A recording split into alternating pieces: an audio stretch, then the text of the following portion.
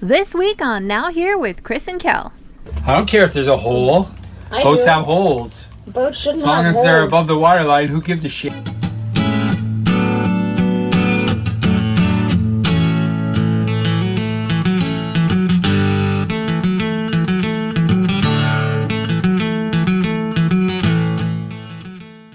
The sun is just peeking over the horizon. We're gonna get ready to get out of here. Heading to Bay of Conception today. Yep, we'll be traveling quite a few nautical miles today, so we're getting an early start because it's going to take us all day and we want to avoid anchoring down in a new place at night. We basically skipped Bahía Concepción on the way up because it was way too hot, but now it's peak season for our travels, so we're excited to stop in and explore the different anchorages of this part of the Bahía. Ready? Yeah, I'm ready here, yeah. Pretty ready. Let's fire it up.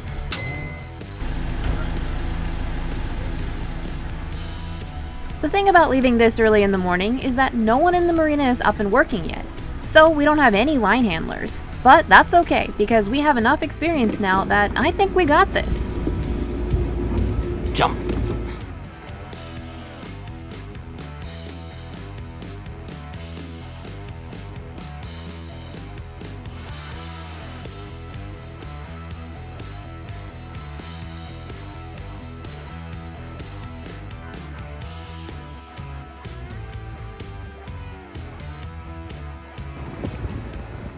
Look at that! Good timing! As we were leaving the harbor, our friends on Beluga were on their way in, so we got to say hello. Good morning! We'll see you in a day or two.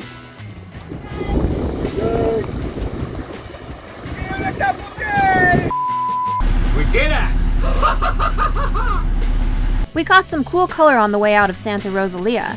So far, this was looking like a really calm passage, and we were both very much looking forward to that aspect.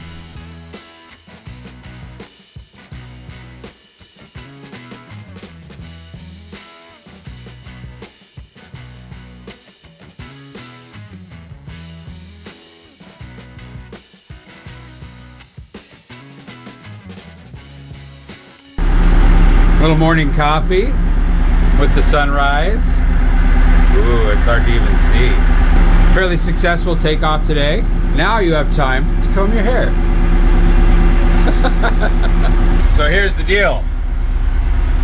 In the marina there was like 10 knots of wind, and then we get out here and there's no freaking wind. Where did that wind in the marina come from? I was like, all right, we can at least motor sail. It'll be a nice beam reach. It'll be great.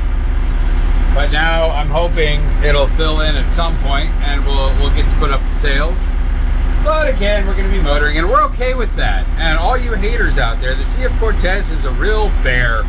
It sometimes has wind, sometimes doesn't. It's very inconsistent. What's nice about the Sea of Cortez, at least for us in the present, is it's relatively calm. There's not a whole lot of swell. Not so bad. A pretty good trade-off. Spinning a little diesel. We've got the boat down to where we use about 2/3 to 3/4 of a gallon an hour, and we get about 5 to 6 knots out of that, which is pretty good boat speed. But How much does that cost us? it's $0.82 or 82 cents a mile. That's about what it is. It's actually slightly under that, so not bad. Maybe there's fish. We got to get the fishing gear out. So anyway, Santa Rosalia last time was a lot more fun, but it's not Santa Rosalia's fault. I had work to do, knuckle busting work, and it didn't work out very well. So we're off to La Paz to finish this. Yep, La Paz is that way, but like a long ways that way. So it's to La Paz to finish up this watermaker once and for all, maybe. Probably not. It's gonna be the epic running joke of our channel that we can't seem to get a watermaker going. Anyway, goodbye Santa Rosalia. We'll probably not see you again, but you never know. Onward to the next place, Bahía Concepción. I'm looking forward to it. And talking cheesy. Let's get the fishing gear out, shall we? There we go. The fishing lines are out. Will they catch a fish? Will Kelly ever swab blood off the back deck? Well, that depends on whose blood and the terms of your life insurance policy. Will Chris ever poorly fillet something and then drop it in the ocean? Wait and see. We kept chugging along, with the occasional dolphin sighting along the way. We were both equally paranoid about running into fishing lines and nets, so we're on careful watch, or panga patrol. I don't know if you can see them, but there are some pangas out today. Quite a few of them actually, more than we're used to seeing. And they are dropping fishing nets, so I'm on the look on the bow this morning. Just making sure we don't run into the nets and foul up our propeller, because that would really suck. You know, when I think about it, it's probably actually a good sign, because the pangas are out here and they're fishing. That means there's fish out here, and so we got the line set up in the back, and maybe we'll actually catch something today, which would be great. So Chris is back there working hard with the hand lines. Well, he was babysitting the hand lines for a good 8 seconds, but then he got all bored and stir crazy because nothing was happening. What are you working on? We have all this extra time while underway, so I'm trying to take this window out. This one turned out pretty good, so I'd like to do it for all of them. This one is actually the one that has the most water damage, so. Gotcha. Well, what do we got, about 2 hours left? 3? To our destination. Right here's the big moment. Yeah, I gotta muscle it out. I can't decide if this is an incredibly efficient use of our time or incredibly stupid. Because if the sea state changes for whatever reason and things get crazy on deck, there goes our window. Not funny. Chris takes the window to the back deck to clean it up and remove the old gunk and debris. By this point, we had entered Bahía Concepción, and it was pretty cool to see land on both sides for once. It's not like we were in the middle of nowhere either. There were plenty of tourists, mostly campers and RVers. We chose to anchor down in Santa's Pack first. This was on the north end near the approach into the bay. The idea would be to start on the north and work our way south into some of the other anchorages if we have the time, as there are different restaurants and activities in each location, and they're all within 15 to 20 minutes of each other. Trying to find a spot to anchor that isn't rolly. It's a lot windier here than I expected. Well, it's because we're going into it, so it makes it even faster because we're going. We're here! Great, we found a spot to be and dropped the hook. Well done, sir. Thank you. Farther back than I thought we would be, but it should be fine and dandy. Where did we end up? Santa's back. Santa's back. Guess who's back? Back again. Santa's back. Tell your friends. So we just anchored, and Chris is gonna finish what he started and put the window back in place, right? So we don't have a hole in the boat all night? Yeah, because you're making me. I don't care if there's a hole. I Boats do. have holes. Boats shouldn't As long have as they're holes. above the waterline, who gives a shit? Yeah, I figure I might as well get this all finished up so we can not worry about it. Yeah. It is a bit breezy, a lot breezier than I expected here. But yeah, I gotta do some epoxy here. It's a pretty quick hardener, so I'm hoping that it'll harden up by tonight. Yeah, I put this product. Captain Trolley's finds and fixes leaks. Creeping crack cure.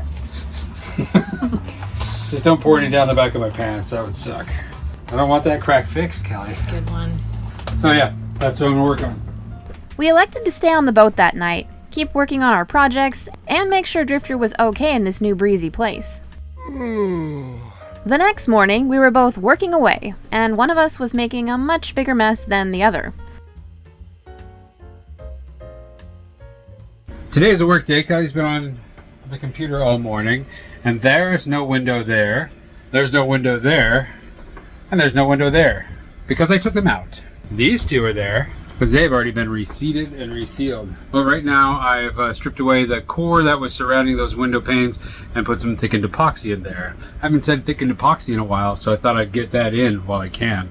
It's wild. You would not believe how much wind the windscreen blocks. And the answer to that is all of it. All of the wind that comes to the boat, it blocks. None of it gets through, unless you pull the windows out. And now we live in a wind tunnel. As soon as that epoxy cures though, I'm going to strip out the old window sealant in the frame, recalk that, and then rebed each of these windows with butyl tape.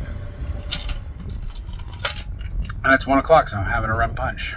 So far, not a bad work day, that's for sure. Right, Kel? 8 hours later.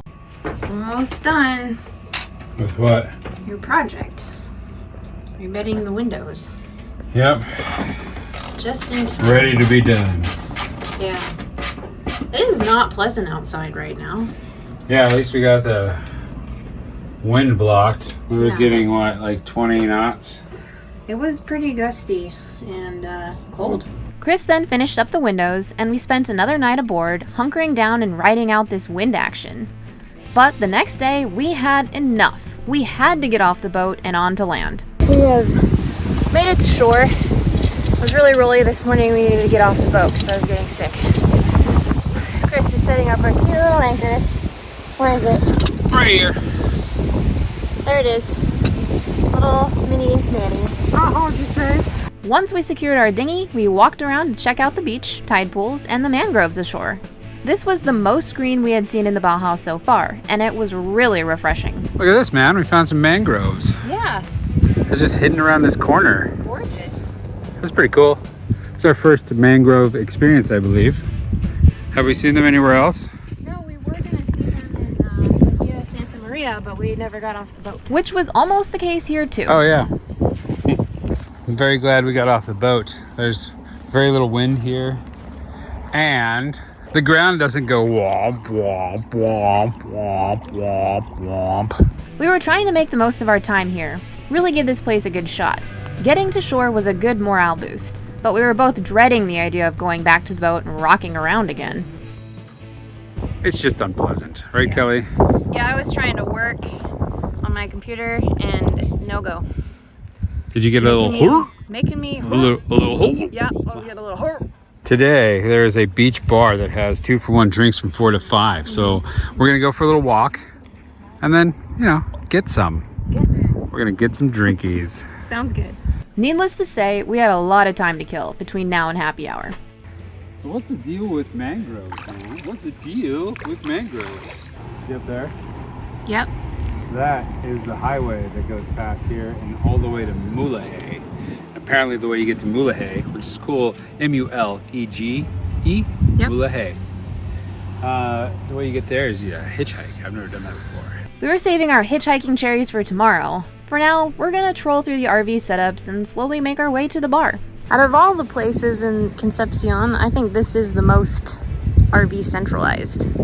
It's raining on the Bahía, this just in. Our friends from Beluga came over from Rosalía to join us today.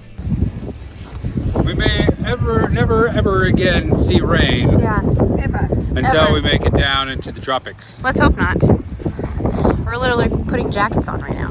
We gotta test the windows. I revetted the windows. You gotta see if they're leak. Yeah, I guess that will be the true test. Happy hour had officially commenced, so we headed to the bar.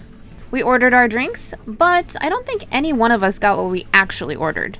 Pretty sure we all just ended up with margaritas. Have a rum punch. Are you jealous? Cheers! Look how rum punchy mine is.